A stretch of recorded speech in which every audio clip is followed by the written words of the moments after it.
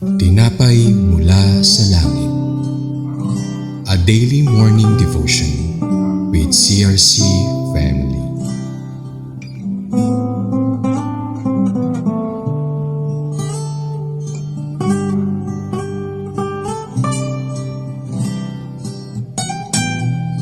Isang mapagpalang araw mga kapatid. Ako po si Sister Bing Coro ng CRC Batangas Daughter Church. Samahan niyo po ako dito sa ating programang Tinapay mula sa langit, ang pang-araw-araw na debosyon sa salita ng Diyos. Tayo po'y manalangin. Aming mapagmahal na Ama na nasa langit at Diyos na makapangyarihan sa lahat, pinupuri at pinapasalamatan ka po namin sa umagang ito. Salamat po sa pribilehiyo na makapagbahagi ng iyong banal na salita. Dalangin po namin na iyong banal na Espiritu ang maging tagapagturo namin upang lubos naming maunawaan ang mensahe mo. Maraming salamat po. Ito po ang aming panalangin sa pangalan ni Jesus. Amen. Ang akin pong babasahin ay mula po sa Hukom chapter 20 verses 42 to 46 na may pamagat na ang pagkatalo ng mga Benjaminita, Benjamin's defeat. Sa verse 42, at nagtangkang tumakas patungong kaparangan, ngunit pinalibutan sila ng mga Israelita at hindi nilubayan ng pagtugis hanggang sa silangan ng Gibeya. Ang napatay sa mga pinakamagaling na kawal ng Benjaminita ay umabot sa 18,000. Ang iba'y nakatakas papuntang Ilang sa batong malaki ng Remon. Ang napatay sa daan ay 5,000. Patuloy silang hinabol ng mga Israelita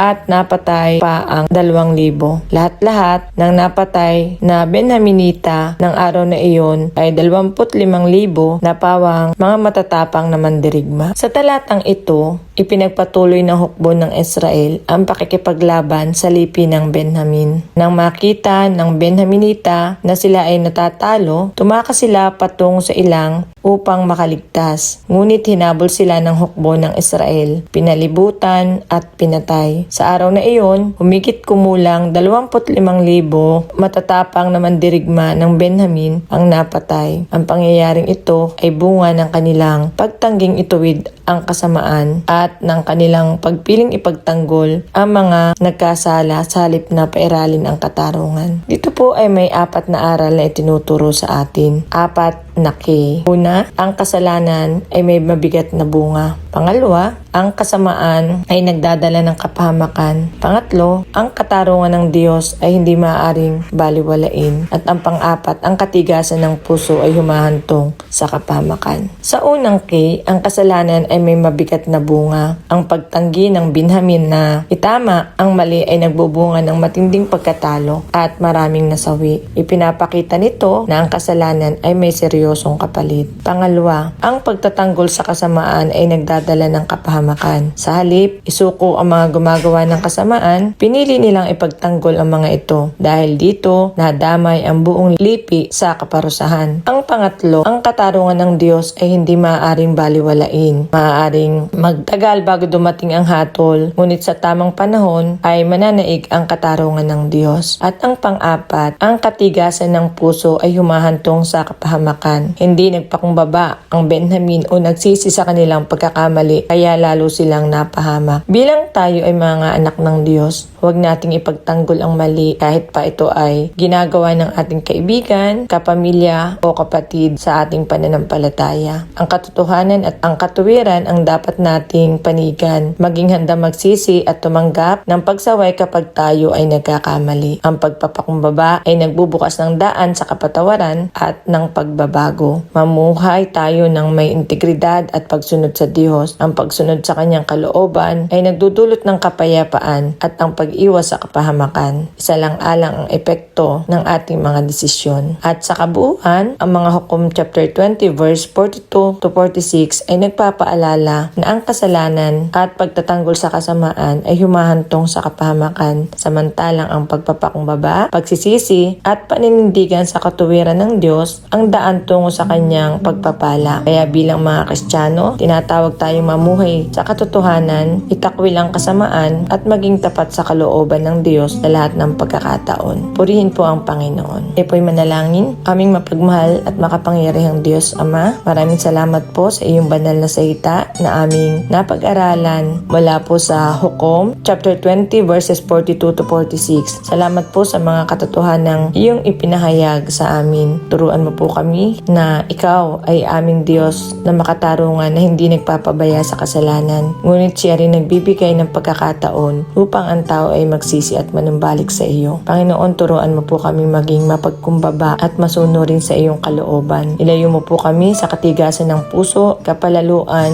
at mga desisyong naglalayo sa amin sa iyo. Bigyan mo po kami ng pusong laging handang makinig, tumanggap ng pagsaway at mamuhay ayon sa iyong salita. Naway maging paalala sa amin ang aming pinag-aralan upang lagi naming piliin ang landas ng katotohanan, ng kabanalan at ng pag-ibig. Turuan mo po kami magtiwala sa iyong karunungan sa bawat pagkakataon at huwag umaasa lamang sa aming sariling pangunawa. Maraming salamat po. Ang lahat po ng papuri, pasasalamat at kawalhatian ay sa iyo lamang. Sa makapangyarihang pangalan ng aming Panginoon, Jesus, ang tagapagligtas. Amen. Muli, samahan niyo po kami sa ganitong oras dito sa programang Tinapay Mula sa Langit. Malaya po natin itong i-share upang marami pa pong mapagpala. To God be all the glory.